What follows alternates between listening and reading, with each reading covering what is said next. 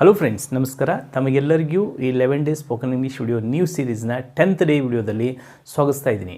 Friends, ಇಂದಿನ ವಿಡಿಯೋದಲ್ಲಿ ನಾವು ವೆರಿ ಇಂಪಾರ್ಟೆಂಟ್ ಆ್ಯಕ್ಟಿವ್ ವಾಯ್ಸ್ ಮತ್ತು ಪ್ಯಾಸಿವ್ ವಾಯ್ಸ್ಗಳನ್ನ ಕಲೀಲಿಕ್ಕೆ ಹೋಗ್ತಾ ಇದ್ದೀವಿ. ನೋಡಿ, ಇಂಗ್ಲೀಷ್ನಲ್ಲಿ ಆ್ಯಕ್ಟಿವ್ ವಾಯ್ಸ್ನಿಂದ ಪ್ಯಾಸಿವ್ ವಾಯ್ಸಸ್ಗಳನ್ನ ಹೇಗೆ ಮಾಡಬೇಕು ಮತ್ತು ಅವುಗಳನ್ನು ನಾವು ಇಂಗ್ಲೀಷಲ್ಲಿ ಮಾತನಾಡುವಾಗ ಹೇಗೆ ಬಳಸ್ಬೋದು ಅನ್ನೋದನ್ನು ಇಂದಿನ ಕ್ಲಾಸ್ನಲ್ಲಿ ನಾವು ಕಲೀಲಿಕ್ಕೆ ಹೋಗ್ತಾ ಇದ್ದೀವಿ. ವೆಲ್ ಫ್ರೆಂಡ್ಸ್, ಹಾಗಾದರೆ ಇಂದಿನ ವೆರಿ ಇಂಟ್ರೆಸ್ಟಿಂಗ್ ವಿಷಯಗಳನ್ನ ನಾವು ಕಲಿಯೋಕ್ಕಿಂತ ಮುಂಚೆ ನೀವೇನಾದರೂ ಫಸ್ಟ್ ಟೈಮ್ ನನ್ನ ಯೂಟ್ಯೂಬ್ ಚಾನಲ್ಗೆ ವಿಸಿಟ್ ಕೊಟ್ಟಿದ್ದರೆ ನಾನು ನಿಮಗೆ ರೆಕಮೆಂಡ್ ಮಾಡ್ತೀನಿ, ಕನ್ನಡದ ಮೂಲಕ ಸುಲಭವಾಗಿ ಇಂಗ್ಲೀಷನ್ನು ಕಲಿಯಲು ಈ ಒಂದು ಚಾನಲನ್ನು ಈ ಕೂಡಲೇ ಸಬ್ಸ್ಕ್ರೈಬ್ ಮಾಡಿ ಇಟ್ಕೊಳ್ಳಿ ಮತ್ತು ಪಕ್ಕದಲ್ಲಿರುವಂಥ ಬೆಲ್ ನೋಟಿಫಿಕೇಷನ್ ಆನ್ ಮಾಡಿ ಇಟ್ಕೊಳ್ಳಿ ಮತ್ತು ಈ ವಿಡಿಯೋನ ಈಗಲೇ ಲೈಕ್ ಮಾಡಿ. Well friends, so then let's begin today's lesson.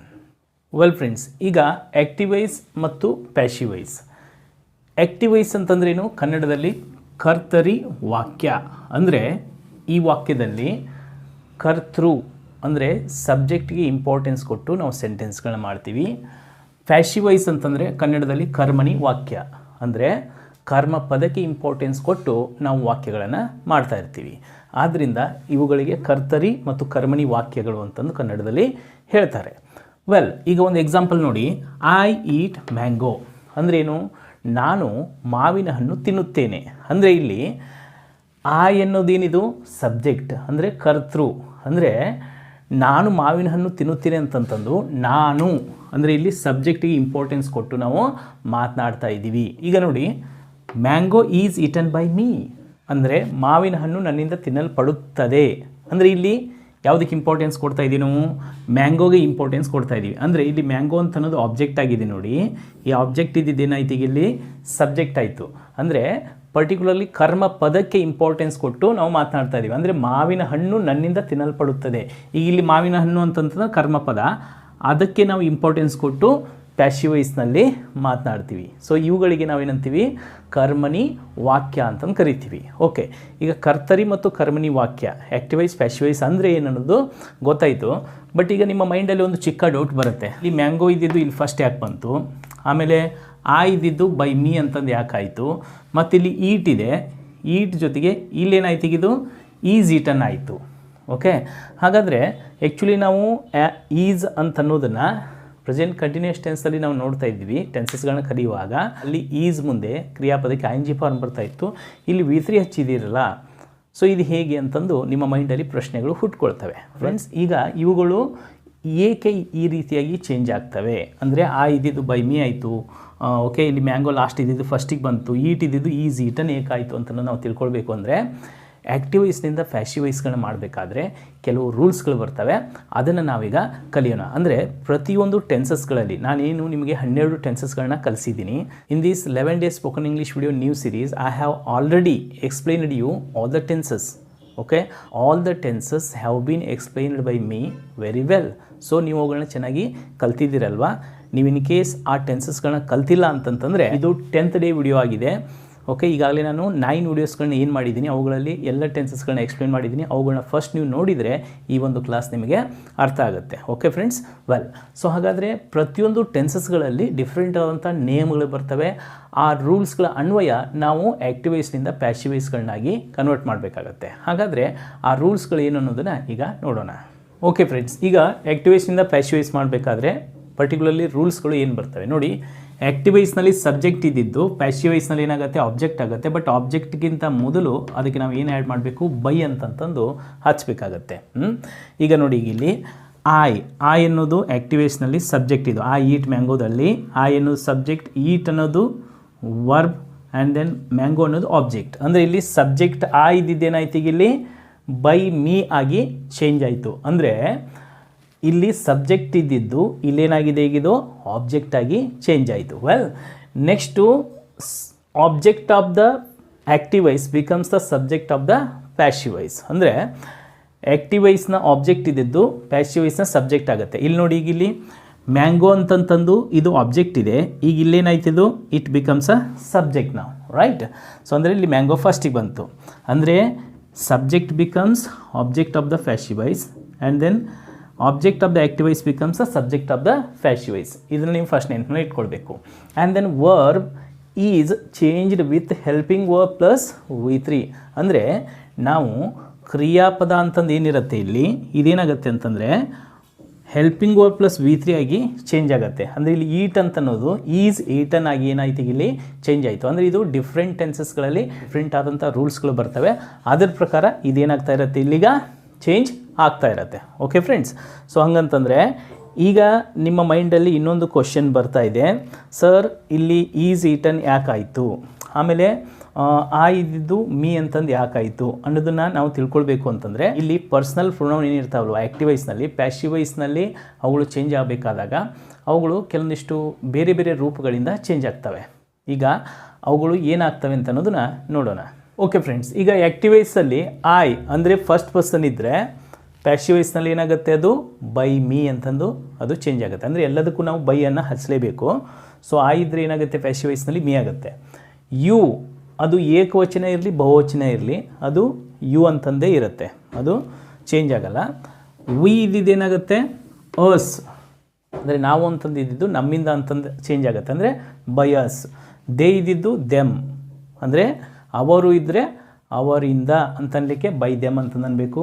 He ಅಂತಂದಿದ್ರೆ by him ಅವನಿಂದ. ಸಿ ಅಂತಂತಂದಿದ್ರೆ ಹರ್ ಅಂದರೆ ಬೈ ಹರ್ ಅಂತಂದಾಗ ಚೇಂಜ್ ಆಗುತ್ತೆ. ಇಟ್ ಅಂತಂದಿದ್ರೆ ಬೈ ಇಟ್ ಅಂತಂದು ಚೇಂಜ್ ಆಗುತ್ತೆ.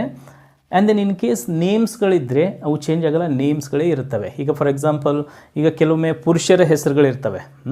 ಈಗ ರಾಮ ಅಂತಂದು ಸಬ್ಜೆಕ್ಟಲ್ಲಿದ್ದರೆ ಪ್ಯಾಸಿವ್ ವಾಯ್ಸ್ನಲ್ಲಿ ರಾಮ ಅಂತಂದೇ ಬರುತ್ತೆ. ಗೀತಾ ಅಂತಂತಂದು ಆ್ಯಕ್ಟಿವ್ ವಾಯ್ಸ್ನಲ್ಲಿದ್ದರೆ ಬೈ ಗೀತಾ ಅಂತಂದೇ ಇರುತ್ತೆ. ಅಂದರೆ ಹೆಸರುಗಳಿದ್ದರೆ ಪ್ಯಾಸಿವ್ ವಾಯ್ಸ್ನಲ್ಲಿ ಅವು ಚೇಂಜ್ ಆಗಲ್ಲ, ಆದರೆ ಅವುಗಳಿಗಿಂತ ಮುಂಚೆ ಬೈಯನ್ನು ನಾವು ಆ್ಯಡ್ ಮಾಡಬೇಕು. ಫ್ರೆಂಡ್ಸ್, ಹಾಗಾದರೆ ಈಗ ಆ್ಯಕ್ಟಿವ್ ವಾಯ್ಸಿಂದ ಪ್ಯಾಸಿವ್ ವಾಯ್ಸ್ ಮಾಡಬೇಕಾದ್ರೆ ಯಾವ ರೀತಿ ರೂಲ್ಸ್ಗಳು ಬರ್ತವೆ ಅಂತ ನೋಡಿದ್ವಿ. ಈಗ ಡಿಫ್ರೆಂಟ್ ಟೆನ್ಸಸ್ಗಳಲ್ಲಿ ಇದನ್ನು ಯಾವ ರೀತಿಯಾಗಿ ನಾವು ಚೇಂಜ್ ಮಾಡಬೇಕು ಅನ್ನೋದನ್ನು ಈಗ ಕಲಿಯೋಣ.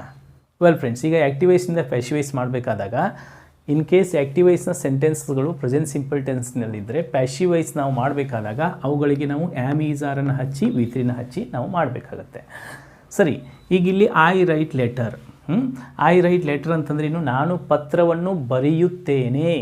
ಓಕೆ, ನೀವು ಪ್ರೆಸೆಂಟ್ ಸಿಂಪಲ್ ಟೆನ್ಸನ್ನು ಕಲಿಬೇಕಾದಾಗ ನೀವು ನೋಡಿದ್ರಿ ಅಲ್ಲಿ subject plus V1 plus object, ಅದೇ ಪ್ರಕಾರ ಇಲ್ಲಿ subject plus V1 plus object ಇದೆ. ಐ ರೈಟ್ ಲೆಟರ್, ನಾನು ಪತ್ರ ಬರೆಯುತ್ತೇನೆ. ಈಗ ಇದನ್ನು ಪ್ಯಾಸಿವ್ ವಾಯ್ಸ್ ಮಾಡಬೇಕು ಅಂತಂದರೆ ಫಸ್ಟ್ ರೂಲ್ ಏನು, ಸೊ ಆಬ್ಜೆಕ್ಟ್ನ ಫಸ್ಟಿಗೆ ತೊಗೊಳ್ಬೇಕು, ಲೆಟರ್ ಫಸ್ಟಿಗೆ ಬಂತು. ಆ್ಯಂಡ್ ದೆನ್ ಇದೇನಾಯ್ತು, ಈಗ ಇಲ್ಲಿ ಬೈ ಮೀ ಆಗಿ ಚೇಂಜ್ ಆಯಿತು. ನೆಕ್ಸ್ಟ್ ಈಗ ಇಲ್ಲಿ ವರ್ಬ್ ಏನಿದೆ ಯಾವಾಗಲೂ ಅದೇನಾಗಬೇಕು, V3 ಇರಬೇಕು. ಅಂದರೆ ಆಮ್ ಈಸ್ ಆರ್ ಇವುಗಳಲ್ಲಿ ಯಾವುದಾದ್ರೂ ಒಂದನ್ನು ತೊಗೊಂಡು ನಾವು V3 ಹಚ್ಚಬೇಕು. ಸೊ ಯಾವುದನ್ನಾದರೂ ತೊಗೋಬೋದಾ, ಹಾಗಿಲ್ಲ. ಈಗ ಇಲ್ಲಿ ಸಬ್ಜೆಕ್ಟ್ ಯಾವುದಿರುತ್ತೆ ಅದ್ರ ಮೇಲೆ ಡಿಪೆಂಡು. ನಿಮ್ಗೆ ಗೊತ್ತಿದೆ ಆಮ್ ಈಸ್ ಆರ್ಗಳನ್ನ ಯಾವುದಕ್ಕೆ ಬಳಸಬೇಕು ಅಂತಂದು. ಅಂದರೆ ಇದ್ದರೆ ಆ್ಯಮನ್ನು ಹಚ್ಚಬೇಕು. ನೆಕ್ಸ್ಟ್ ಹಿ ಸಿ ಇಟ್ ಇದ್ದಾಗ ಈಸ್ ಅಂತಂದು ನಾವು ಬಳಕೆ ಮಾಡ್ತೀವಿ. And then you we they ಇದ್ದಾಗ ಆರ್ ಬಳಸ್ತೀವಿ. ನೀವು ಆ ಬೇಸಿಕ್ ರೂಲ್ಸ್ಗಳನ್ನ ನೆನಪಲ್ಲಿ ಇಟ್ಕೊಂಡಿರಬೇಕು. ಅದ್ರ ಪ್ರಕಾರನೇ ಇಲ್ಲಿ ಆಮ್ ಈಸ್ ಆರ್ಗಳನ್ನು ನೀವು ತೊಗೊಳ್ಬೇಕು. ಈಗ ಇಲ್ಲಿ ಲೆಟರ್ ಅಂತಂದರೆ ಇದು ಇಟ್ ಅಂತಂದು ಕನ್ಸಿಡರ್ ಆಗುತ್ತೆ, ಥರ್ಡ್ ಪರ್ಸನ್ ಇಟ್. ಸೊ ಆದ್ದರಿಂದ ಲೆಟರ್ ಜೊತೆಗೆ ನಾವೇನು ಹಚ್ಚಿದ್ವಿ, ಈಸ್ ಹಚ್ಚಿದ್ವಿ. ರೈಟ್ ಇದ್ದಿದ್ದು ರಿಟರ್ನ್ ಆಯಿತು, ಇದ್ದಿದ್ದು ಬೈ ಮೀ ಆಯಿತು. ಅಂದರೆ ಪತ್ರವು ನನ್ನಿಂದ ಬರೆಯಲ್ಪಡುತ್ತದೆ. ಓಕೆ ಫ್ರೆಂಡ್ಸ್, ಸೊ ಈಗ ಐ ರೈಟ್ ಲೆಟರ್ ಅಂದರೆ ಇದು positive sentence, letter is written by me. ಈಗ ಇದನ್ನು ನೆಗೆಟಿವ್ ಮಾಡ್ಬೋದಾ, ಅಫ್ಕೋರ್ಸ್ ಮಾಡ್ಬೋದು. ಹೇಗೆ, ಈಗ ನನ್ನಿಂದ ಪತ್ರವು ಬರೆಯಲ್ಪಡುವುದಿಲ್ಲ ಅಂತನ್ಲಿಕ್ಕೆ letter is not written by me. ಅಲ್ಲೇನಿರುತ್ತೆ ಐ ಡೋಂಟ್ ರೈಟ್ ಲೆಟರ್ ಇರುತ್ತೆ, letter is not written by me. ಈಗ ಇದನ್ನೇ ಪ್ರಶ್ನೆ ಮಾಡಬೇಕಾದ್ರೆ ಈಸ್ ಫಸ್ಟಿಗೆ ತೊಗೊಳ್ಬೇಕು, is letter written by me. ಇದನ್ನೇ ನೆಗೆಟಿವ್ ಕ್ವಶನ್ ಮಾಡಬೇಕಾದ್ರೆ is not letter written by me. So then what is written by me, ನನ್ನಿಂದ ಏನು ಬರೆಯಲ್ಪಡುತ್ತದೆ. ಓಕೆ, ಈ ರೀತಿ ನೀವು 5 ಪ್ರಕಾರದ ಸೆಂಟೆನ್ಸ್ಗಳಲ್ಲಿ ಸಹ ನೀವು ಆ್ಯಕ್ಟಿವ್ ವಾಯ್ಸ್ನಿಂದ ಪ್ಯಾಸಿವ್ ವಾಯ್ಸ್ಗಳನ್ನಾಗಿ ಕನ್ವರ್ಟ್ ಮಾಡ್ಬೋದು. ಓಕೆ, ಈಗ ನೆಕ್ಸ್ಟ್ ಸೆಕೆಂಡ್ ನೋಡಿ, ವಿ ಗ್ರೋ ವೆಜಿಟೇಬಲ್ಸ್ ಅಂದ್ರೇನು, ನಾವು ತರಕಾರಿಗಳನ್ನು ಬೆಳೆಯುತ್ತೇವೆ. We grow vegetables. ಈಗ ಇಲ್ಲೇನಾಯ್ತು, ಈಗ ವೆಜಿಟೇಬಲ್ಸ್ ಫಸ್ಟಿಗೆ ಬಂತು. ಸೊ ವಿ ಇದ್ದಿದ್ದು ಬೈ ಅಸ್ ಆಯಿತು. ಆ್ಯಂಡ್ ದೆನ್ ಗ್ರೋ ಇದ್ದಿದ್ದು ಇಲ್ಲೇನಾಯಿತು, ಗ್ರೋನ್ ಆಯಿತು. ಅಂದರೆ ಇಲ್ಲಿ V1 ಇದೆ, ಇಲ್ಲಿ V3 ಆಯಿತು. ಗ್ರೋ ಗ್ರೀವ್ ಗ್ರೋನ್, ನಿಮ್ಮ ನೆನಪಿದೆ. ಈಗ ಇಲ್ಲಿ ಯಾಕೆ ಆರ್ ಬಂತು, ಬಿಕಾಸ್ ವೆಜಿಟೇಬಲ್ಸ್ ಅಂತಂದರೆ ಬಹುವಚನ. ಬಹುವಚನ ಇದ್ದಾಗ ನಾವು ಏನು ಯೂಸ್ ಮಾಡಬೇಕಾಗತ್ತೆ, ಆರ್ ಯೂಸ್ ಮಾಡಬೇಕಾಗತ್ತೆ. So vegetables are grown by us, ಅಂದರೆ ತರಕಾರಿಗಳು ನಮ್ಮಿಂದ ಬೆಳೆಯಲ್ಪಡುತ್ತವೆ. ನೆಕ್ಸ್ಟ್ ರೂಪಾ ರೀಡ್ಸ್ ಬುಕ್, ಅಂದರೆ ರೂಪಾ ಪುಸ್ತಕವನ್ನು ಓದುತ್ತಾಳೆ. ಈಗ ಇಲ್ಲಿ ಬುಕ್ ಫಸ್ಟಿಗೆ ಬಂತು. ಸೊ ನೆಕ್ಸ್ಟು ಬುಕ್ ಅಂತಂದರೆ ಸಿಂಗ್ಯುಲರ್ ಫಾರ್ಮ್ ಆಗುತ್ತೆ, ಆದ್ದರಿಂದ ಇದು ಈಸ್ ಅನ್ನು ನಾವು ತೊಗೊಂಡ್ವಿ. ಅಂದರೆ ಇಟ್ ಅಂತ ಕನ್ಸಿಡರ್ ಆಗುತ್ತೆ, ಬುಕ್ ಈಸ್. ಆನಂತರ ರೂಪಾ ಇದ್ದಿದ್ದು ಬೈ ರೂಪಾನೇ ಆಯಿತು. ನಾನು ನಿಮಗೆ ಮುಂಚೆನೇ ಹೇಳಿದ್ದೆ, ಯಾವಾಗಲೂ ಹೆಸರುಗಳಿದ್ದರೆ ಆ ಹೆಸರುಗಳನ್ನು ಆ್ಯಸ್ ಇಟ್ ಈಸ್ ನೀವು ಅಲ್ಲಿ ಬರಿಬೇಕು. ಬಟ್ ಅದಕ್ಕಿಂತ ಮುಂಚೆನೇ ಆ್ಯಡ್ ಮಾಡಬೇಕು, ನೀವು ಬೈಯನ್ನು ಹಚ್ಚಬೇಕಲ್ಲಿ. ಸೊ ರೂಪ ಇದ್ದಿದ್ದು ಬೈ ರೂಪ ಅಂತಂದಾಯಿತು. ಈಗ ಇಲ್ಲಿ ರೀಡ್ಸ್ ಅಂತಂತಂದು ಯಾಕಿತ್ತು? ಬಿಕಾಸ್ ಪ್ರೆಸೆಂಟ್ ಸಿಂಪಲ್ ಟೆನ್ಸ್ನ ಥರ್ಡ್ ಪರ್ಸನ್ ಅಂದರೆ ಹಿ ಸಿ ಇಟ್ಟಿದ್ದಾಗ ಕ್ರಿಯಾಪದಕ್ಕೆ ಎಸ್ ಅಥವಾ ಎಸ್ ಅನ್ನು ಹಚ್ಚಬೇಕು. ಆ ರೂಲ್ ನಿಮ್ಗೆ ನೆನಪಿದೆ ತಾನೆ? ಅಲ್ಲಿ I go, you go, we go, they go ಇದ್ದಿದ್ದು ಹೀ ಬಂದಾಗ ಹೀ ಗೋಸ್ ಆಗಿತ್ತು ನೋಡಿ. ಹಾಗೇನೆ ಈಗ ಇಲ್ಲಿ ರೂಪ ಅಂದರೆ ಸಿ ರೀಡ್ಸ್ ಬುಕ್, ರೂಪ ಪುಸ್ತಕವನ್ನು ಓದುತ್ತಾಳೆ. ಸೊ ಪುಸ್ತಕ ಅವಳಿಂದ ಓದಲ್ಪಡುತ್ತದೆ. ಈ ಫ್ರೆಂಡ್ಸ್ ಇಲ್ಲಿ ರೀಡ್ ಅಂತ ಅನ್ನೋದು ನಾವು ಬರಿಬೇಕಾದ್ರೆ ಸೇಮ್ ಬರೆದಿದ್ದೀವಿ, ಆದರೆ ಇದನ್ನ V3 ಆಗಿ ಪ್ರೊನೌನ್ಸ್ ಹೆಂಗೆ ಮಾಡಬೇಕು? ರೆಡ್ ಅಂತಂದು ಪ್ರೊನೌನ್ಸ್ ಮಾಡಬೇಕು. Read, red.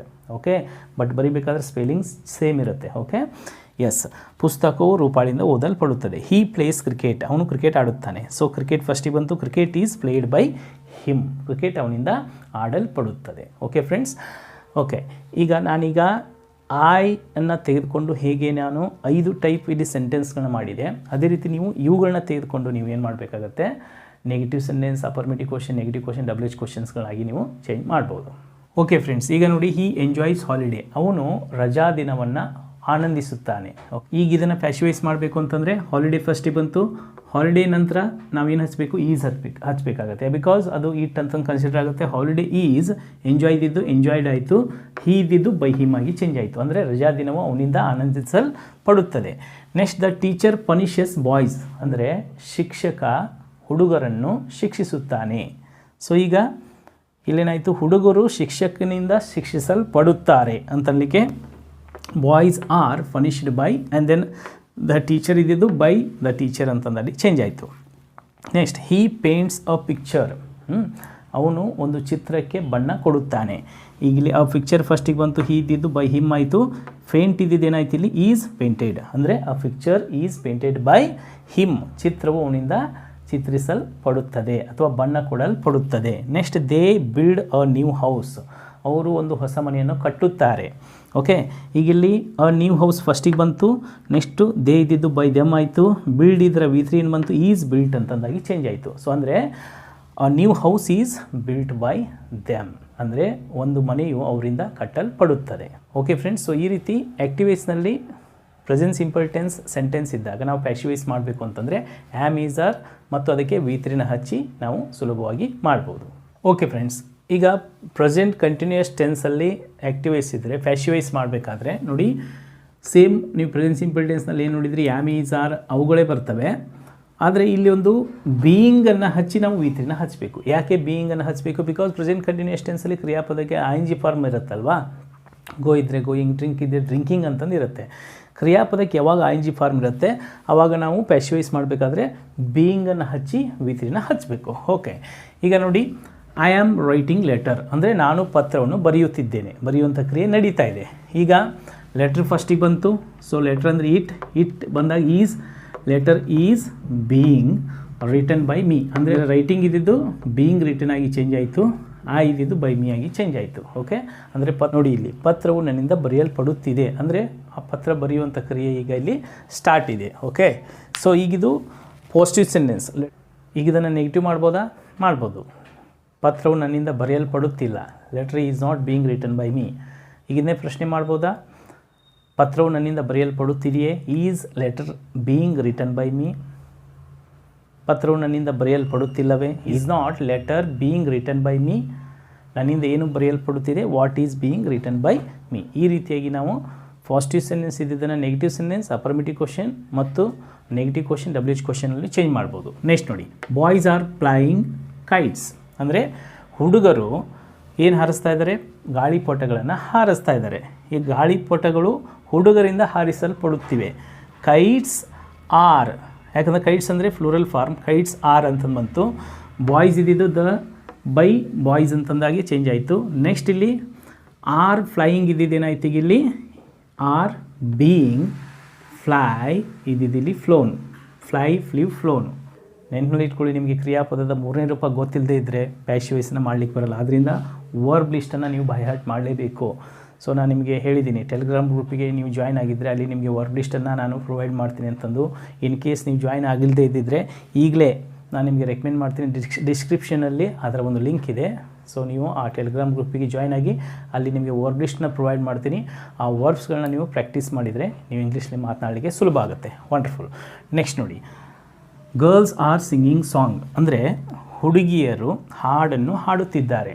ಈಗ ಇಲ್ಲಿ ಏನಾಗುತ್ತೆ, ಇದು songs are being sung by girls ಅಂದರೆ ಹಾಡುಗಳು ಹುಡುಗಿಯರಿಂದ ಹಾಡಲ್ಪಡುತ್ತಿವೆ.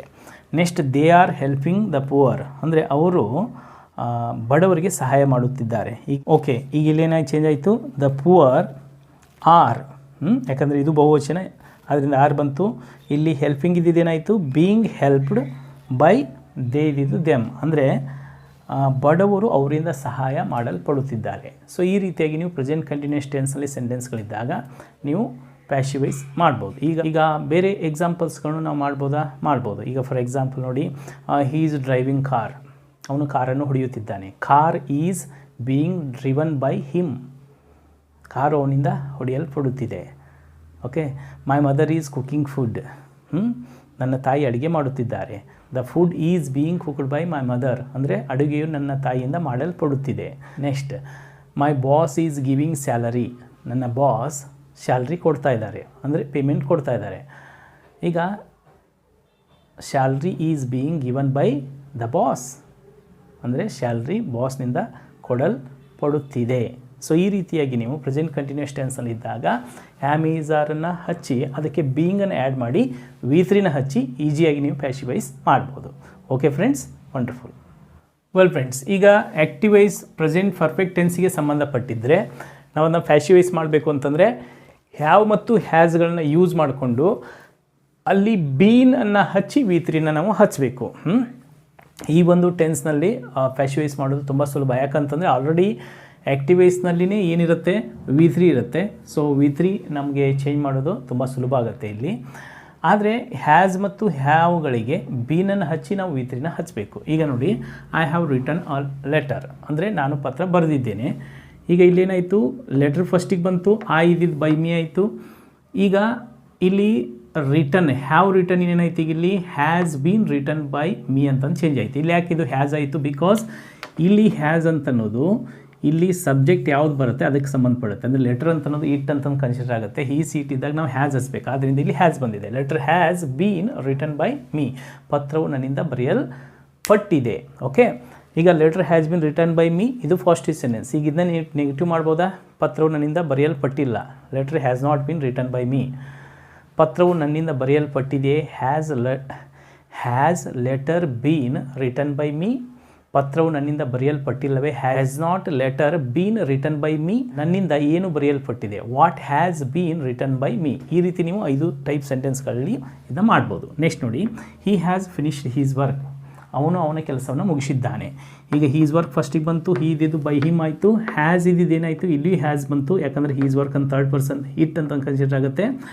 ಸೊ ಹ್ಯಾಸ್ ಮುಂದೆ ಏನು ಹಚ್ಚಿದ್ವಿ, ಬೀನ್ ಹಚ್ಚಿದ್ವಿ. ಫಿನಿಶ್ಡ್ ಇದ್ದಿದ್ದು ಇಲ್ಲಿಯೂ ಸಹ ಫಿನಿಶ್ಡ್ ಆಗಿ ಚೇಂಜ್ ಆಯಿತು. ಅಂದರೆ his work has been finished by him ಅಂದರೆ ಅವನ ಕೆಲಸವು ಅವನಿಂದ ಮುಗಿಸಲ್ಪಟ್ಟಿದೆ.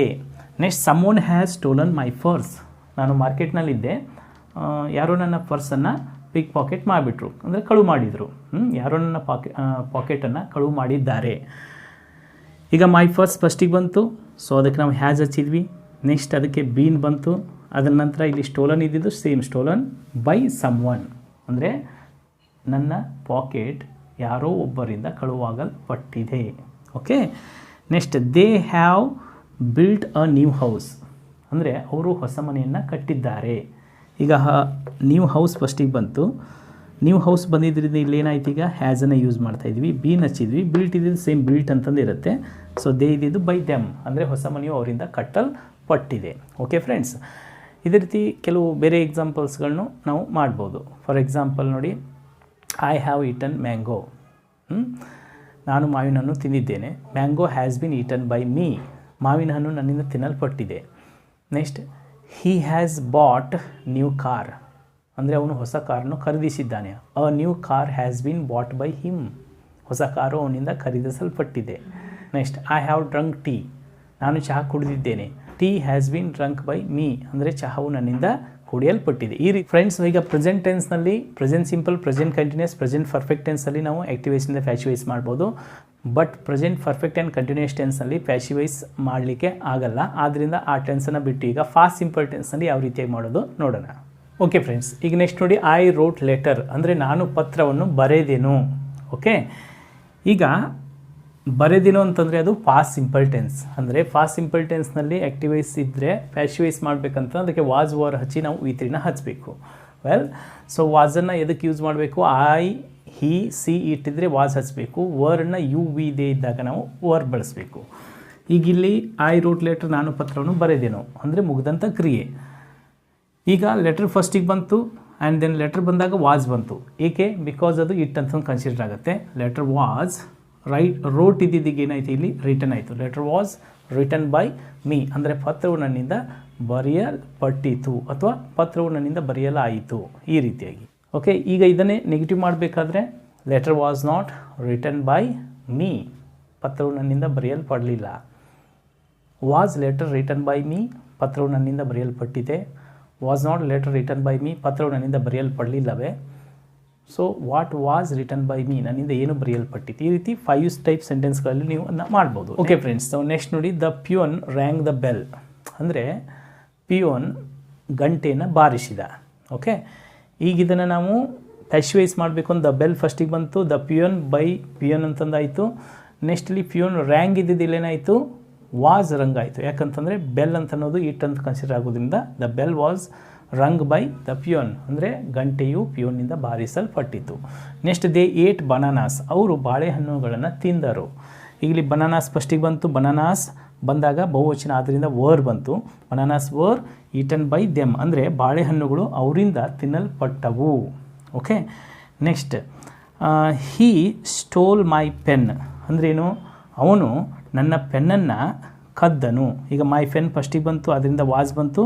ನೆಕ್ಸ್ಟ್ ಇಲ್ಲಿ ಸ್ಟೋಲ್ ಇದ್ದಿದ್ದೇನ ಏನಾಯ್ತು? ಈಗ ಇಲ್ಲಿ ಸ್ಟೋಲನ್ ಆಯಿತು, ಯಾಕಂದರೆ V3ಯಲ್ಲಿ ಸ್ಟೋಲನ್ ಆಗುತ್ತೆ. ಆ್ಯಂಡ್ ದೆನ್ ಹೀ ಇದ್ದಿದ್ದು ಬೈ ಹಿಮ್ ಅಂದರೆ ನನ್ನ ಪೆನ್ನು ಅವನಿಂದ ಕದಿಯಲ್ಪಟ್ಟಿತು. ಓಕೆ, ಈಗ ನೆಕ್ಸ್ಟ್ ಕೆಲವು ಎಕ್ಸಾಂಪಲ್ಸ್ಗಳು ನೋಡೋಣ.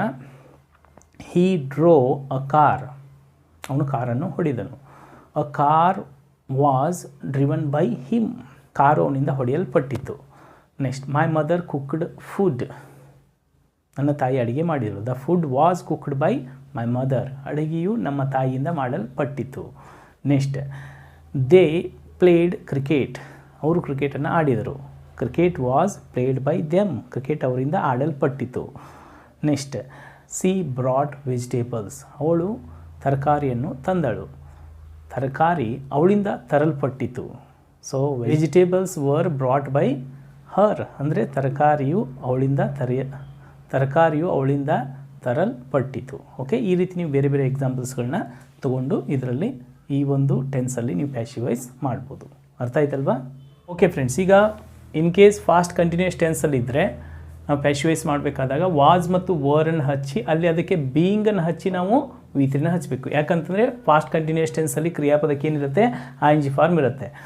ING ಫಾರ್ಮ್ ಯಾವಾಗಿರುತ್ತೋ ಆವಾಗ ನಾವು ಬೀಯಿಂಗನ್ನು ಹಚ್ಚಿ V3ನ ಹಚ್ಚಬೇಕು. ಈಗ ನೋಡಿರಿ, ಐ ವಾಸ್ ರೈಟಿಂಗ್ ಲೆಟರ್ ಅಂದರೆ ನಾನು ಪತ್ರವನ್ನು ಬರೆಯುತ್ತಿದ್ದೇನು, ಬರೆಯುವಂಥ ಕ್ರಿಯೆಯಲ್ಲಿ ಸ್ಟಾರ್ಟ್ ಇತ್ತು. ಸೊ ಲೆಟರ್ ಫಸ್ಟಿಗೆ ಬಂತು, ಆ ಇದ್ದಿದ್ದು ಬೈ ಮೀ ಆಯಿತು. ಆ್ಯಂಡ್ ದೆನ್ ಇಲ್ಲಿ ವಾಸ್ ರೈಟಿಂಗ್ ಇದ್ದಿದ್ದು ವಾಸ್, ಇಲ್ಲಿ ವಾಸ್ ಅಂತಂದೇ ಬರುತ್ತೆ. ಬಿಕಾಸ್ ಇಲ್ಲಿ ಲೆಟರ್ ಅಂತಂದರೆ ಈಟ್ ಅಂತ ಕನ್ಸಿಡರ್ ಆಗೋದ್ರಿಂದ ವಾಸ್ ಅಂತಂದೇ ಬರುತ್ತೆ. ನೆಕ್ಸ್ಟು ಇಲ್ಲಿ ರೈಟಿಂಗ್ ಇದ್ದಿದ್ದು ಏನಾಗುತ್ತೆ? ಇಲ್ಲಿ ಬೀಯಿಂಗ್ ರಿಟರ್ನ್ ಅಂದರೆ ಬೀಯಿಂಗ್ ಹಚ್ಚಿ ನೀವು V3ನ ಹಚ್ಚಬೇಕು. So letter was being written by me ಅಂದರೆ ಪತ್ರವು ನನ್ನಿಂದ ಬರೆಯಲ್ಪಡುತ್ತಿತ್ತು ಅಂದರೆ ಬರೆಯುವಂಥ ಆ್ಯಕ್ಷನಲ್ಲಿ ನಡೀತಾ ಇತ್ತು. ಓಕೆ, ಈಗ letter was being written by me ಇದು ಪಾಸಿಟಿವ್ ಸೆನ್ಸ್. ಈಗ ಇದನ್ನ ನೆಗೆಟಿವ್ ಹೆಂಗೆ ಮಾಡಬೇಕು? Letter was not being written by me, ಪತ್ರವು ನನ್ನಿಂದ ಬರೆಯಲ್ಪಡುತ್ತಿದ್ದಿಲ್ಲ. Was letter being written by me, ಪತ್ರವು ನನ್ನಿಂದ ಬರೆಯಲ್ಪಡುತ್ತಿತ್ತೆ. Was not letter being written by me, ಪತ್ರವು ನನ್ನಿಂದ ಬರೆಯಲ್ಪಡುತ್ತಿದ್ದಿಲ್ಲವೇ. What was being written by me ಅಂದರೆ ನನ್ನಿಂದ ಏನು ಬರೆಯಲ್ಪಡುತ್ತಿತ್ತು. ಸೊ ಈ ರೀತಿಯಾಗಿಯೂ ಸಹ ನೀವೇನು ಮಾಡ್ಬೋದು? 5 ಟೈಪ್ ಸೆಂಟೆನ್ಸ್ಗಳಲ್ಲಿ ಮಾಡ್ಬೋದು. Next she was washing clothes ಅಂದರೆ ಅವಳು ಬಟ್ಟೆಯನ್ನು ಒಗೆಯುತ್ತಿದ್ದಳು. ಓಕೆ, ಅಂದರೆ ಸೆಳೆಯುತ್ತಿದ್ದಳು ಅಂತಂದು ಅರ್ಥ. ಈಗ clothes var being washed by her, ಈಗ ಇಲ್ಲಿ ಕ್ಲೋತ್ಸ್ ಫಸ್ಟಿಗೆ ಬಂತು. ಕ್ಲೋತ್ಸ್ ಅಂತಂದರೆ ಬಹುವಚನ, ಬಟ್ಟೆಗಳು, ಅದರಿಂದ ಇಲ್ಲಿ ವರ್ ಬಂತು. ಇಲ್ಲಿ ವಾಷಿಂಗ್ ಇದ್ದಿದ್ದು ಬೀಯಿಂಗ್ ವಾಶ್ಡ್ ಬೈ ಹರ್ ಅಂದರೆ ಬಟ್ಟೆಗಳು ಅವಳಿಂದ ಒಗೆಯಲ್ಪಡುತ್ತಿದ್ದವು. Okay, the girls were reading a story, girls ಅಂದರೆ ಹುಡುಗಿಯರು ಒಂದು ಸ್ಟೋರಿನ ಓದುತ್ತಿದ್ದರು. ಆ ಸ್ಟೋರಿ ಫಸ್ಟಿಗೆ ಬಂತು. ಸ್ಟೋರಿ ಬಂದಾಗ ಇದು ಸಿಂಗ್ಯುಲರ್ ಆದ್ದರಿಂದ ಇಲ್ಲಿ ವಾಸ್ ಬಂತು. ನೆಕ್ಸ್ಟ್ ಇಲ್ಲಿ ರೀಡಿಂಗ್ ಇದ್ದಿದ್ದು ಏನಾಯ್ತು ಈಗ ಬೀಯಿಂಗ್ ರೆಡ್, ಓದಬೇಕಾದ್ರೆ ರೆಡ್, ಬರಿಬೇಕಾದ್ರೆ ರೀಡ್ ಅಂತಂದಿರುತ್ತೆ. The story was being read by the girls, ಅಂದರೆ ಗರ್ಲ್ಸ್ ಇದ್ದಿದ್ದು ದ ಗರ್ಲ್ಸ್ ಆಗಿಯೇ ಅಲ್ಲಿ ಸೇಮ್ ಆಗಿ ಇರುತ್ತೆ. ಓಕೆ, ಅಂದರೆ ಸ್ಟೋರಿ ಆ ಹುಡುಗಿಯರಿಂದ ಓದಲ್ಪಡುತ್ತಿತ್ತು.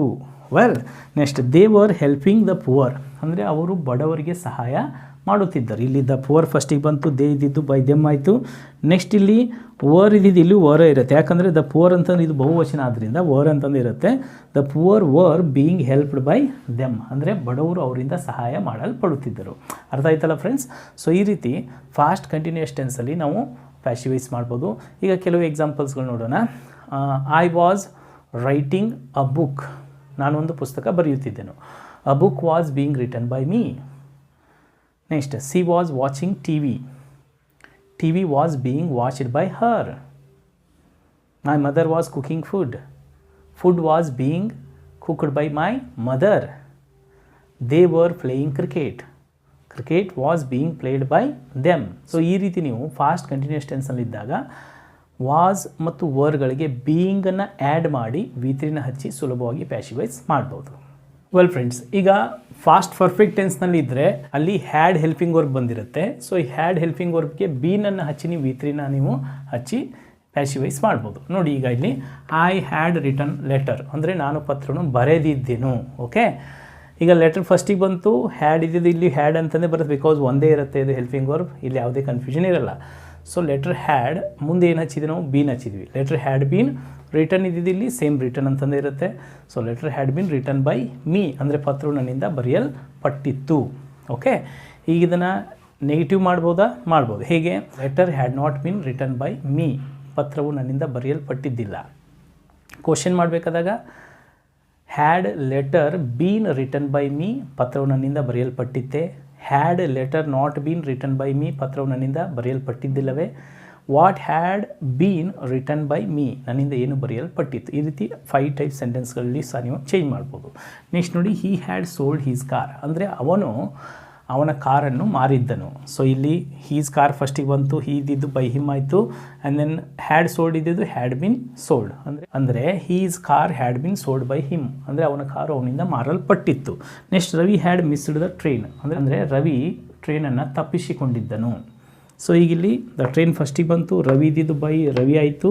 ಹ್ಯಾಡ್ ಮಿಸ್ಡ್ ಇದ್ದಿದ್ದು ಹ್ಯಾಡ್ ಬೀನ್ ಮಿಸ್ಡ್, ಅಂದರೆ train had been missed by Ravi, ಅಂದರೆ ಟ್ರೈನು ರವಿಯಿಂದ ತಪ್ಪಿಸಿಕೊಳ್ಳಲ್ಪಟ್ಟಿತ್ತು. ಅಂದರೆ ಟ್ರೈನ್ ತಪ್ಪಿಸಿಕೊಳ್ಳಲ್ಪಟ್ಟಿದ್ದು, ಟ್ರೈನ್ ಮಿಸ್ ಆಗಿತ್ತು ಅಂದ ಹಾಗೆ. Next they had built a new house, ಅಂದರೆ ಏನು, ಅವರು ಹೊಸ ಮನೆಯನ್ನು ಕಟ್ಟಿದ್ದರು. ಸೊ ಈಗ ಆ ನ್ಯೂ ಹೌಸ್ ಫಸ್ಟಿಗೆ ಬಂತು, ಇಲ್ಲಿ ಬಿಲ್ಟ್ ಇದ್ದಿದ್ದು ಹ್ಯಾಡ್ ಬಿಲ್ಟ್ ಇದ್ದಿದ್ದು had been built by them, ಅಂದರೆ ಹೊಸ ಮನೆ ಅವರಿಂದ ಕಟ್ಟಲ್ಪಟ್ಟಿತ್ತು. Okay, next we had played hockey, ನಾವು ಹಾಕಿಯನ್ನು ಆಡಿದ್ದೆವು. Hockey had been played by us, hockey ನಮ್ಮಿಂದ ಆಡಲ್ಪಟ್ಟಿತ್ತು.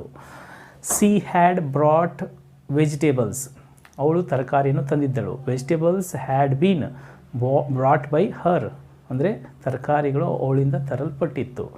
Next he had written a book, ಅವನು ಒಂದು ಪುಸ್ತಕವನ್ನು ಬರೆದಿದ್ದನು. A book had been written by him, ಪುಸ್ತಕ ಅವನಿಂದ ಬರೆಯಲ್ಪಟ್ಟಿತ್ತು. ಈ ರೀತಿ ಬೇರೆ ಬೇರೆ ಎಕ್ಸಾಂಪಲ್ಸ್ಗಳನ್ನು ಸಹ ನೀವು ತೊಗೊಂಡು ಮಾಡ್ಬೋದು. ಫಾಸ್ಟ್ ಪರ್ಫೆಕ್ಟ್ ಟೆನ್ಸಲ್ಲಿದ್ದರೆ ಹ್ಯಾಡ್ ಹೆಲ್ಪಿಂಗ್ ವರ್ಬ್ಗೆ ಬೀನ್ ಹಚ್ಚಿ ನೀವು ವಿ3ನ ಹಚ್ಚಿ ಪ್ಯಾಸಿವೈಸ್ ಮಾಡ್ಬೋದು. ವೆಲ್ ಫ್ರೆಂಡ್ಸ್, ಈಗ ಹಾಗಾದರೆ ಫ್ಯೂಚರ್ ಸಿಂಪಲ್ ಟೆನ್ಸ್ನಲ್ಲಿ ಆ್ಯಕ್ಟಿವೈಸ್ ಇದ್ದರೆ ನಾವು ಅದನ್ನ ಪ್ಯಾಸಿವೈಸ್ ಮಾಡಬೇಕು ಅಂತ ವಿಲ್ ಮತ್ತು ಶಾಲಿ ಎರಡು ಹೆಲ್ಪಿಂಗ್ ವರ್ಬ್ಸ್ಗಳಿಗೆ ಬಿಯನ್ನು ಹಚ್ಚಿ ನೀವು ವಿ3ನ ಹಚ್ಚಿ ನೀವು ಈಸಿಯಾಗಿ ಮಾಡ್ಬೋದು. ಈಗ ನೋಡಿ, ಐ ವಿಲ್ ರೈಟ್ ಲೆಟರ್, ಅಂದರೆ ಏನು, ನಾನು ಪತ್ರವನ್ನು ಬರೆಯುತ್ತೇನೆ. ಯಾವಾಗ ಇದು ಫ್ಯೂಚರಲ್ಲಿ. ಓಕೆ, ಈಗ ಇಲ್ಲಿ ಲೆಟರ್ ಫಸ್ಟಿಗೆ ಬಂತು, ಲೆಟರ್ ಬಂದಾಗ ಸೊ ವಿಲ್ ಅಂತಂದೇ ಬರುತ್ತೆ. Okay, letter will be write ಇದ್ದೇನಾಯಿತು, ರಿಟರ್ನ್ ಬೈ ಮೀ, ಪತ್ರವು ನನ್ನಿಂದ ಬರೆಯಲ್ಪಡುತ್ತದೆ. ಓಕೆ, ಇದು ಪಾಸಿಟಿವ್. ಈಗ ಇದನ್ನೇ ನೆಗೆಟಿವ್ ಹೇಗೆ ಮಾಡ್ಬೋದು ನೀವು, letter won't be written by me, ಪತ್ರವು ನನ್ನಿಂದ ಬರೆಯಲ್ಪಡೋದಿಲ್ಲ. ಸೊ ಕ್ವಶನ್ ಇದ್ದಾಗ ವಿಲ್ ಫಸ್ಟಿಗೆ ತೆಗೆದುಕೊಂಬರಬೇಕು. Will letter be written by me, ಪತ್ರವು ನನ್ನಿಂದ ಬರೆಯಲ್ಪಡುತ್ತದೆಯೇ. Won't letter be written by me, ಪತ್ರವು ನನ್ನಿಂದ ಬರೆಯಲ್ಪಡುವುದಿಲ್ಲವೇ. Then what will be written by me, ನನ್ನಿಂದ ಏನು ಬರೆಯಲ್ಪಡುತ್ತದೆ. ಈ ರೀತಿ ನೀವು 5 ಟೈಪ್ ಸೆಂಟೆನ್ಸ್ಗಳನ್ನಾಗಿಯೂ ಸಹ ನೀವು ಮಾಡ್ಬೋದು. Next we will see movie, ಅಂದರೆ ನಾವು ಒಂದು ಚಲನಚಿತ್ರವನ್ನು ನೋಡುತ್ತೇವೆ. Movie will be seen by us, ಅಂದರೆ ಚಲನಚಿತ್ರವು ನಮ್ಮಿಂದ ನೋಡಲ್ಪಡುತ್ತದೆ. ಅಂದರೆ ವಿದಿದು ಬೈ ಅಸ್ ಆಯಿತು. ಈಗ ಇಲ್ಲಿ ವಿಲ್ ಸಿ ಇದ್ದಿದ್ದೇನಾಯ್ತು ಇಲ್ಲಿ ವಿಲ್ ಬಿ ಸೀನಾಗಿ ಚೇಂಜ್ ಆಯಿತು. Next I will buy car, ಅಂದರೆ ನಾನು ಒಂದು ಕಾರನ್ನು ಕೊಳ್ಳುತ್ತೇನೆ. ಈಗ ಇಲ್ಲಿ ಕಾರ್ ಫಸ್ಟಿಗೆ ಬಂತು, ಕಾರ್ ವಿಲ್ ಬಿ ಬೈ ಇದ್ದಿದ್ದೇನಾಗುತ್ತೆ ಇಲ್ಲಿ bought, car will be bought by me, ಅಂದರೆ ಕಾರ್ ನನ್ನಿಂದ ಕೊಳ್ಳಲ್ಪಡುತ್ತದೆ. Next she will prepare food, ಅಂದರೆ ಅವಳು ಅಡುಗೆ ಮಾಡುತ್ತಾಳೆ, ಅಡುಗೆಯು ಅವಳಿಂದ ಮಾಡಲ್ಪಡುತ್ತದೆ ಅಂತಲಿಕ್ಕೆ food will be prepared by her, ಅಂದರೆ ಅವಳಿಂದ ಅಡುಗೆ ಮಾಡಲ್ಪಡುತ್ತದೆ. ಗೊತ್ತಾಯ್ತಲ್ಲ ಫ್ರೆಂಡ್ಸ್, ಈ ರೀತಿ ನೀವು ಫ್ಯೂಚರ್ ಸಿಂಪಲಲ್ಲಿದ್ದಾಗ ವಿಲ್ ಮತ್ತು ಶಾಲ್ಗಳಿಗೆ ಬಿ ಫಾರ್ಮನ್ನು ಹಚ್ಚಿ ನೀವು ವಿ3ನ ಹಚ್ಚಿಯಲ್ಲಿ ಪ್ಯಾಸಿವೈಸ್ ಮಾಡ್ಬೋದು. ವೆಲ್ ಫ್ರೆಂಡ್ಸ್, ಈಗ ಫ್ಯೂಚರ್ ಪರ್ಫೆಕ್ಟ್ ಟೆನ್ಸ್ನಲ್ಲಿ ಆ್ಯಕ್ಟಿವೈಸ್ ಇದ್ದಾಗ ನಾವು ಪ್ಯಾಸಿವೈಸ್ ಮಾಡಬೇಕು ಅಂತಂದರೆ ವಿಲ್ ಹ್ಯಾವ್ ಮತ್ತು ಶಾಲ್ ಹ್ಯಾವ್ ಏನು ಫ್ಯೂಚರ್ ಪರ್ಫೆಕ್ಟ್ ಟೆನ್ಸಲ್ಲಿ ಬಂದಿರ್ತವೆ ಅವುಗಳಿಗೆ ಸಿಂಪಲ್ ನಾವು ಏನು ಹಚ್ಚಬೇಕಲ್ಲಿ ಬೀನನ್ನು ಹಚ್ಚಿ ವಿ3ನ ನಾವು ಹಚ್ಚಬೇಕಾಗತ್ತೆ. ಅಂದರೆ ಬೀನ್ ಪ್ಲಸ್ ವಿ3ನ ನಾವು ಇಲ್ಲಿ ಹಚ್ಚಬೇಕಾಗತ್ತೆ. ಓಕೆ, ಈಗ ನೋಡಿ I will have return letter, ಅಂದರೆ ನಾನು ಪತ್ರನ ಬರೆದಿರುತ್ತೇನೆ. ಫ್ಯೂಚರಲ್ಲಿ ಇಂಥ ಸಮಯದಲ್ಲಿ ಈ ಕ್ರಿಯೆಗಳು ಮುಗಿದಿರ್ತವೆ ಅಂತ ಅನ್ನೋದನ್ನು ಫ್ಯೂಚರ್ ಪರ್ಫೆಕ್ಟ್ ಟೆನ್ಸಲ್ಲಿ ನಾವು ಹೇಳ್ತಾ ಇರ್ತೀವಿ. ಎಸ್, ಈಗ ಲೆಟರ್ ಫಸ್ಟಿಗೆ ಬಂತು, ಆ ಇದ್ದಿದ್ದು ಬೈ ಮೀ ಆಯಿತು. ನೆಕ್ಸ್ಟ್ ಇಲ್ಲಿ ವಿಲ್ ಹ್ಯಾವ್ ರಿಟರ್ನ್ ಇದ್ದಿದ್ದು will have been written by me, ಅಂದರೆ ಪತ್ರವು ನನ್ನಿಂದ ಬರೆಯಲ್ಪಟ್ಟಿರುತ್ತದೆ. Yes, next they will have won the match, ಅಂದರೆ ಅವರು ಪಂದ್ಯವನ್ನು ಗೆದ್ದಿರುತ್ತಾರೆ. ಈಗ ಇಲ್ಲಿ ದ ಮ್ಯಾಚ್ ಫಸ್ಟಿಗೆ ಬಂತು, ದೇ ಇದ್ದಿದ್ದು ಬೈ ದೆಮ್ ಆಯಿತು. The match will have been won by them, ಅಂದರೆ ಪಂದ್ಯವು ಅವರಿಂದ ಗೆಲ್ಲಲ್ಪಟ್ಟಿರುತ್ತದೆ. Next we will have passed exam, ಅಂದರೆ ನಾವು ಪರೀಕ್ಷೆನ ಪಾಸ್ ಆಗಿರುತ್ತೇವೆ. ಈಗ ಎಕ್ಸಾಮ್ ಫಸ್ಟಿಗೆ ಬಂತು, so will have been passed ಇದ್ದಿದ್ದು ಸೇಮ್ ಪಾಸ್ಡ್ ಇರುತ್ತೆ, ವಿ ಇದ್ದಿದ್ದು ಬೈ ಅಸ್, ಅಂದರೆ exam will have been passed by us, ಅಂದರೆ ಪರೀಕ್ಷೆಯು ನಮ್ಮಿಂದ ಪಾಸ್ ಆಗಲ್ಪಟ್ಟಿರುತ್ತದೆ. Next Ramesh will have built a new home, ಅಂದರೆ ರಮೇಶ್ ಹೊಸ ಮನೆಯನ್ನು ಕಟ್ಟಿರುತ್ತಾನೆ. ಈಗ new home will have been built by Ramesh, ಹೊಸ ಮನೆಯು ರಮೇಶ್ನಿಂದ ಕಟ್ಟಲ್ಪಟ್ಟಿರುತ್ತದೆ. ಓಕೆ ಫ್ರೆಂಡ್ಸ್, ಸೊ ಈ ರೀತಿ ಫ್ಯೂಚರ್ ಪರ್ಫೆಕ್ಟ್ ಟೆನ್ಸ್ನಲ್ಲಿ ನಾವು ವಿಲ್ ಹ್ಯಾವ್ ಮತ್ತು ಶಾಲ್ ಹ್ಯಾವ್ಗಳಿಗೆ ಬೀನನ್ನು ಹಚ್ಚುವುದರಿಂದ ನಾವು ಪ್ಯಾಸಿವೈಸನ್ನಾಗಿ ಮಾಡ್ಬೋದು. ಓಕೆ, ಈಗ ಫ್ಯೂಚರ್ ಟೆನ್ಸಲ್ಲಿ ಫ್ಯೂಚರ್ ಸಿಂಪಲ್, ಫ್ಯೂಚರ್ ಪರ್ಫೆಕ್ಟ್ ಟೆನ್ಸನ್ನು ಮಾಡಲಿಕ್ಕೆ ಬರುತ್ತೆ. ಫ್ಯೂಚರ್ ಕಂಟಿನ್ಯೂಸ್ ಟೆನ್ಸು ಮತ್ತು ಫ್ಯೂಚರ್ ಪರ್ಫೆಕ್ಟ್ ಕಂಟಿನ್ಯೂಸ್ ಟೆನ್ಸ್ಗಳನ್ನ ನಾವು ಪ್ಯಾಸಿವೈಸ್ ಮಾಡಲಿಕ್ಕೆ ಬರಲ್ಲ. ಓಕೆ, 12 ಟೆನ್ಸಸ್ಗಳಲ್ಲಿ ನೋಡಿ, ಪ್ರೆಸೆಂಟ್ ಟೆನ್ಸಲ್ಲಿ present simple, present continuous, present ಪರ್ಫೆಕ್ಟಲ್ಲಿ ಬರುತ್ತೆ. ಪ್ರೆಸೆಂಟ್ ಪರ್ಫೆಕ್ಟ್ ಕಂಟಿನ್ಯೂಸ್ ಟೆನ್ಸಲ್ಲಿ ಬರಲ್ಲ. ಅದೇ ರೀತಿ ಫಾಸ್ಟ್ ಟೆನ್ಸಲ್ಲಿ past simple, past continuous, past ಪರ್ಫೆಕ್ಟಲ್ಲಿ ಬರುತ್ತೆ. ಫಾಸ್ಟ್ ಪರ್ಫೆಕ್ಟ್ ಕಂಟಿನ್ಯೂಸ್ ಟೆನ್ಸಲ್ಲಿ ಬರಲ್ಲ. ಮತ್ತು ಫ್ಯೂಚರ್ ಟೆನ್ಸ್ಗಳಲ್ಲಿ ಫ್ಯೂಚರ್ ಸಿಂಪಲ್, ಫ್ಯೂಚರ್ ಪರ್ಫೆಕ್ಟ್ ಟೆನ್ಸ್ಗಳು ಬರ್ತವೆ. ಆದರೆ ಫ್ಯೂಚರ್ ಕಂಟಿನ್ಯೂಸ್ ಮತ್ತು ಫ್ಯೂಚರ್ ಪರ್ಫೆಕ್ಟ್ ಕಂಟಿನ್ಯೂಸ್ ಟೆನ್ಸ್ಗಳಲ್ಲಿ ಪ್ಯಾಸಿವೈಸ್ಗಳನ್ನ ಮಾಡಲಿಕ್ಕೆ ಬರಲ್ಲ. ಅರ್ಥ ಆಯ್ತಲ್ಲ friends?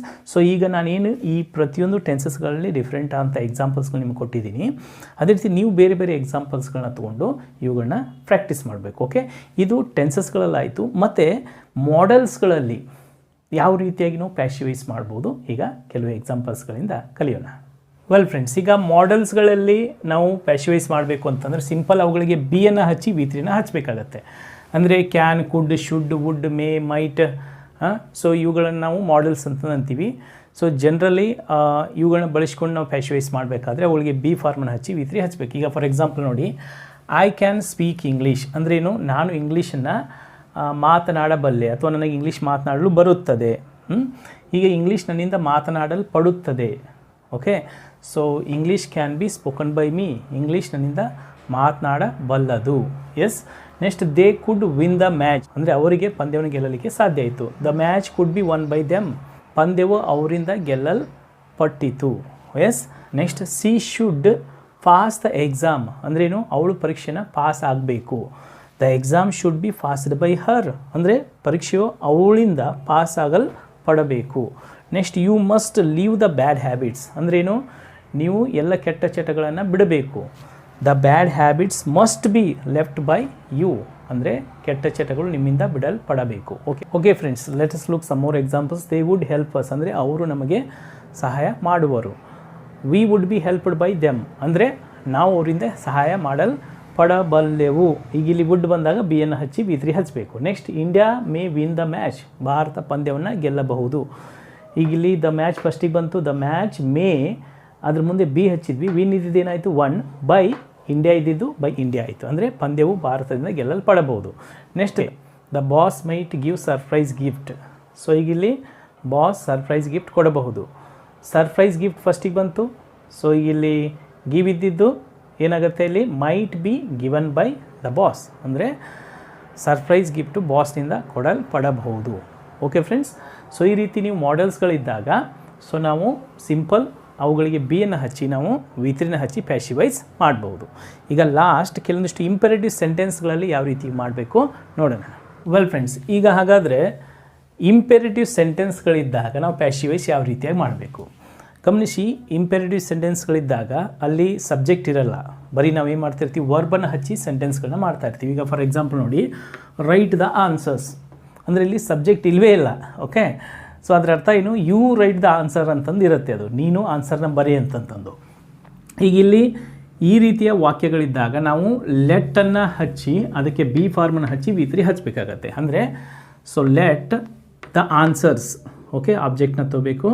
Let the answers be, ಇಲ್ಲಿ ರೈಟ್ ಇದ್ದಿದ್ದು written, let the answers be written. Okay, ಅಂದರೆ ಉತ್ತರಗಳು ಬರೆಯಲ್ಪಡಲಿ, ಈ ರೀತಿ ಅರ್ಥ ಕೊಡುತ್ತೆ. ನೆಕ್ಸ್ಟ್ ಡೂ ಹೋಮ್ವರ್ಕನ್ನು ಮಾಡು. ಮನೆಯಲ್ಲಿ ಮಕ್ಕಳಿಗೆ ಹೇಳ್ತಾ ಇರ್ತೀವಿ ಹೋಮ್ವರ್ಕನ್ನು ಮಾಡು. ಹೋಮ್ವರ್ಕ್ ಮಾಡಲ್ಪಡಲಿ ಅಂತಲಿಕ್ಕೆ ಲೆಟ್ ದ ಹೋಮ್ವರ್ಕ್ ಇಲ್ಲಿ ಬಿ ಡನ್.